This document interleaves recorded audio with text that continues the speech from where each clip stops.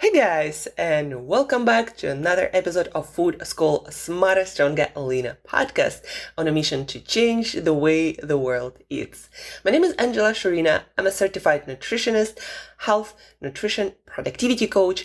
I help people to learn how to use nutrition as a tool to look better, feel better, and at this moment in my career, I'm super pumped and passionate about helping people, mission-driven people, entrepreneurs, visionaries, to use nutrition, to learn how to use nutrition as a tool to do absolutely better, to do their work better. So if you are mission, vision driven, then please find me somewhere on the internet via email, angela@createyourself.today. And let's talk about it, because nutrition matters a lot when it comes to our productivity, well-being, results that we get in our work and in our life. Guys, yesterday we talked about basics, getting back to basics.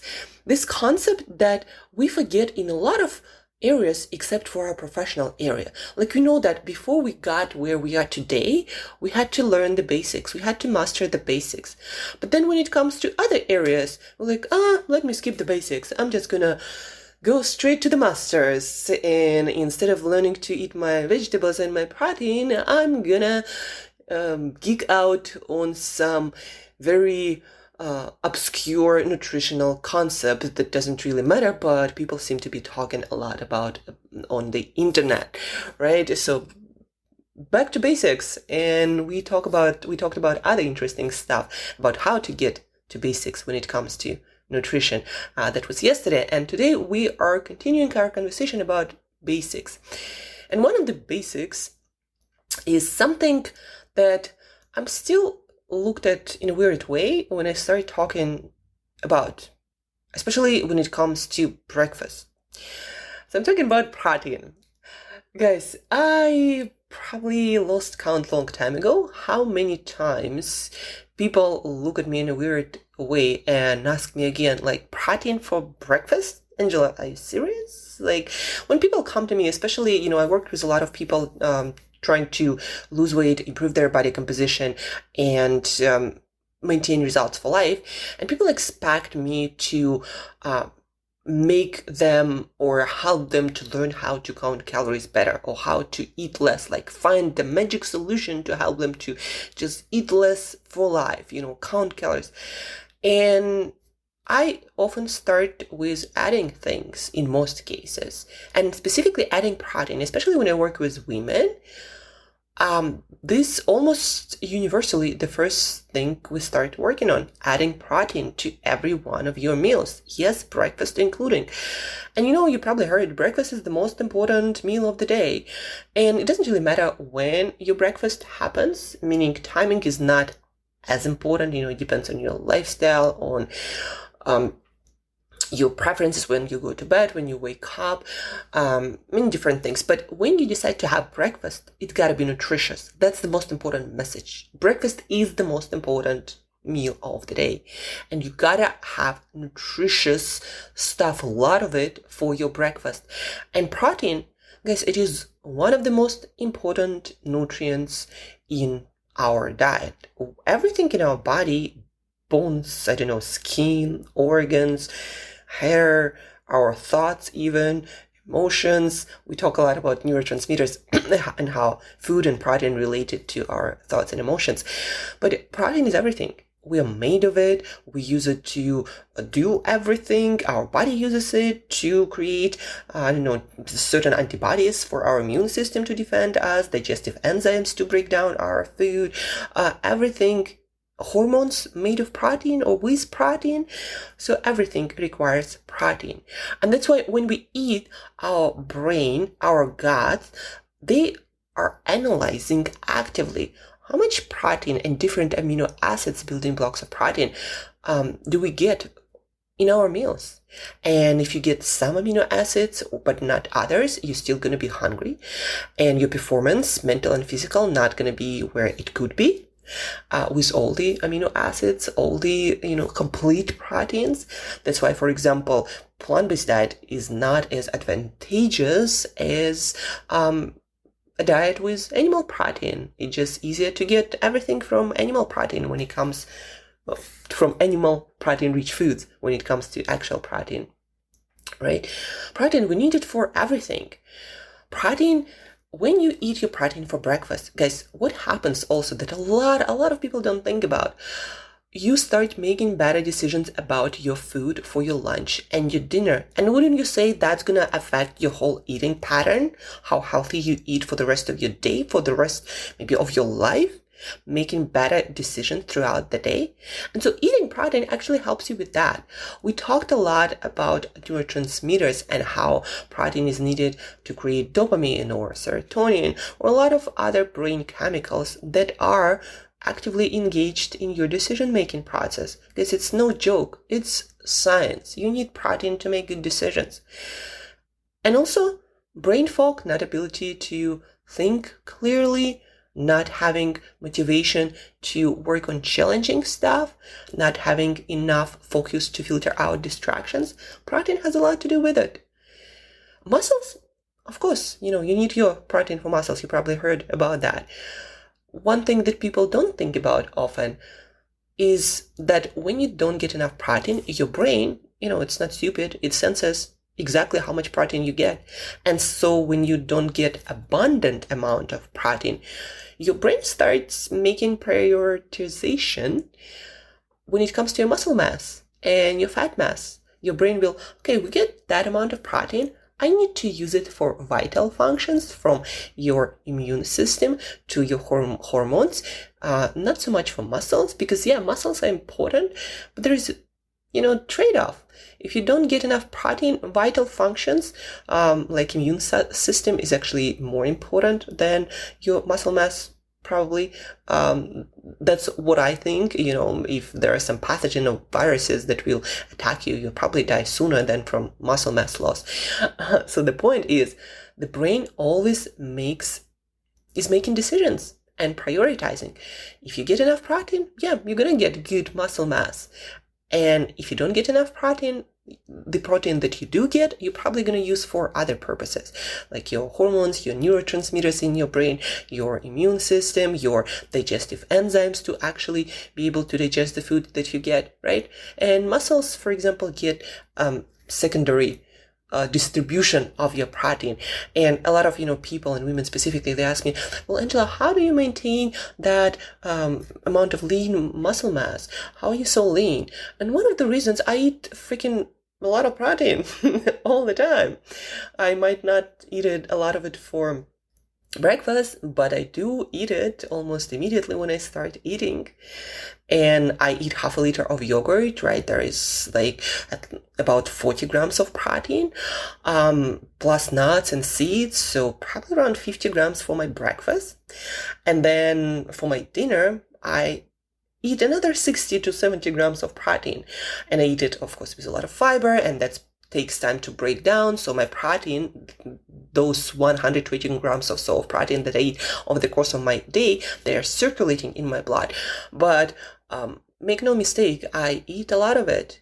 And that's one of the reasons why I maintain more lean body mass than a lot of women, and honestly guys, when it comes to the percentage of fat mass and muscle mass. And again, a huge reason is eating enough protein. So my brain knows, okay, on a regular basis, we do get enough protein. So we let you keep your muscle, and we make your brain work well, and your immune system and your hormones just as well. So eating protein is one of the basics. And when somebody works with a nutrition coach, with a nutritionist, that's one of the first things that they start working on, because every nutrition professional understands the importance of protein. And that's also the easiest thing to adjust to help you to eat more, right? And usually people do like to eat more than less. So back to basics, protein. It is important for absolutely everything. And guys, absolutely everything will improve when you start eating sufficient protein, and especially for breakfast.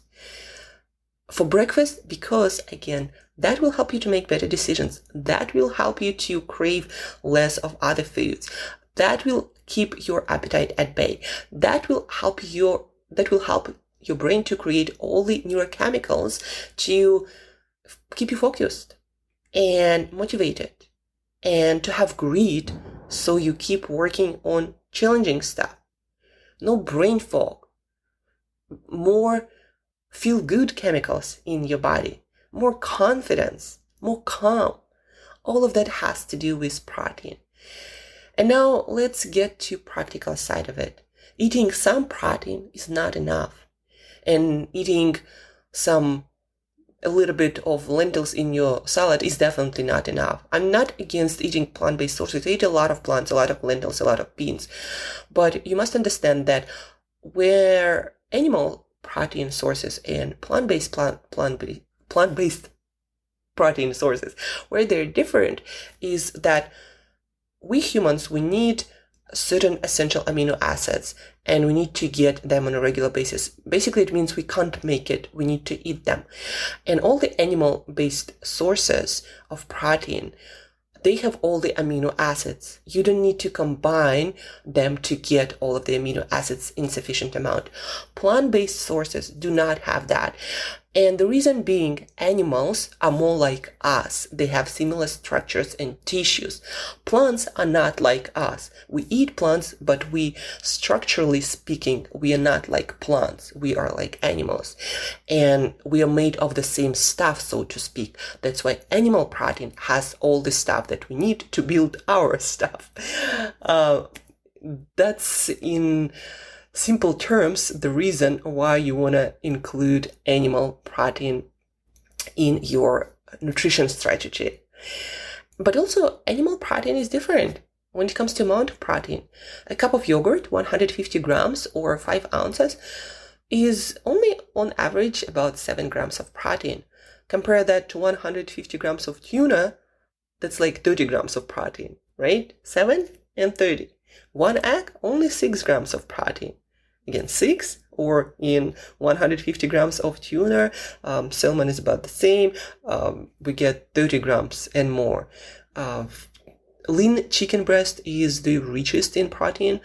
3.5 ounces or 100 grams is about 30 grams of protein. You don't need all these details, but what you want to understand, if you want to eat sufficient protein for breakfast, a cup of yogurt is not enough, or a couple of eggs. What you want to have, a cup of yogurt or plus a couple of eggs. You're going to get about, 12 grams of protein. But then eat something on top of that. Maybe a piece of salmon, maybe some sardines, maybe some tuna, maybe some chicken breast, maybe make a smoothie with protein powder. Whatever makes it for you. 30 to 50 grams of protein for breakfast. That's the good amount. And that will give you all the benefits and will help you to make the best decisions about your foods, and will give you a lot of mental energy to focus, to pay attention, to deliver work that is challenging, at the same time feeling happy and calm, working hard on all of this, keeping your muscles, keeping your hormones happy and healthy. Protein is super important, right? If you have any questions, guys, a lot of people do reach out to me and ask me, like, okay, how do I eat, I like these foods. How do I eat protein, enough protein in them? And I help people to do that, because for me, it's literally 5 minutes or less. So do reach out and help me to help you to eat more protein, because it is important. And that is one of the foundational practices when you're going to go through when you work with a nutrition coach, eating enough protein. We literally work with our clients for a week or two just learning how to eat enough protein. And the rest of people are kind of oblivious about this fact and keep eating whatever for breakfast, listening to another fad diet guru who tells them to go plant-based because they decided that that's going to save the planet. It's not, guys. All the people who actually do the science, they know it's not enough or not sufficient. And that eating plant-based foods or being vegan just distracts a lot of people from actual effective strategies that we can do and that can work for our planet. That's something to think about. If you eat less protein for environmental purposes, it doesn't work. It really doesn't. Eat your protein. guys. And if you need help, reach out. Please do share this episode. Please start working this foundational practice of balanced eating. As a human being, you are not a cow who can graze on grass and make everything they need. We are not cows. We need to eat different foods. So, I like to also say, let's make peace with our humanity and understand that as a human animal, we have certain needs and they are met by certain eating patterns better than by other eating patterns. And unfortunately, in most institutions, we don't learn this, and that's why we as society so messed up with our eating habits. But you're here, you are in this educational institution that I'm trying to recreate. And so foundational practice number 1, eat enough protein. And for most of you, it's 30 to 50 grams of protein per meal. And that starts with breakfast. So eat more protein. If you need more help, reach out, share this episode with at least one other person who might be equally passionate about learning and practicing this foundational habit. And guys, till next time, thank you for tuning in. Thank you for listening. And till next time, eat better daily and eat more protein.